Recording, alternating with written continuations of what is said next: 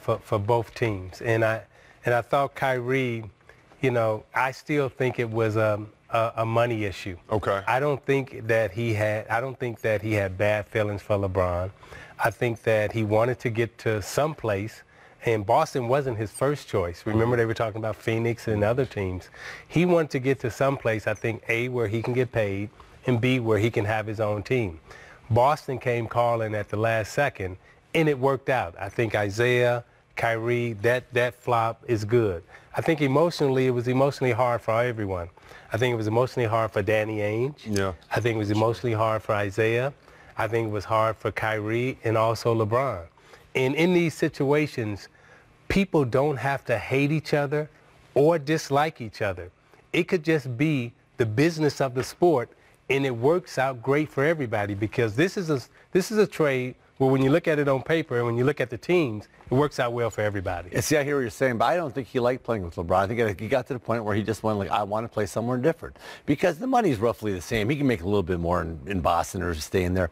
But like, you don't divorce Halle Berry unless you got some other issues going on. You know what I mean? Because, so he's playing with LeBron. So there had to be something else going on. It wasn't the fact that Halle wasn't a good cook. I mean, get over that. You got takeout.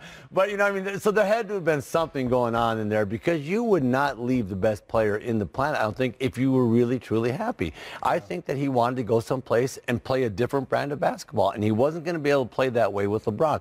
I'm not saying that they have a personal issue. I just think he said, I've had enough playing here in Cleveland. Yeah. Now I'm going to go somewhere else. Yeah. So, what happened, I have no idea. But again, at the end of the day, Boston's going to be happy because look at what Kyrie's been playing for him. Yeah. And I think just watching a little bit of a snippet of Isaiah Thomas in Cleveland, I'm like, ooh, their bench. I mean, I'm looking at Dwayne Wade, Shumpert, Green, Corver. You go, wow, this team is really, really deep, and they have a chance to win. At the end of the day, if everything is said and done, and Isaiah Thomas wins the championship in Cleveland, he will love this trade. Because that's what we all play for a ring. Exactly. And I want to say this about Isaiah going back to Boston. I know the Boston fans will give him a standing ovation. Yes. Mm-hmm. I know the organization is going to treat him right.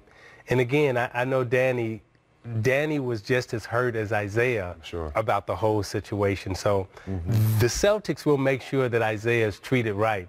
But the trade worked out well for everyone. Let's not forget, Danny was a player. He got traded. I'm sure he's gone through this, and like you said, he had some feelings emotionally. And if you want to check out more on this, check out our man, Little Sexy, Sekou Smith.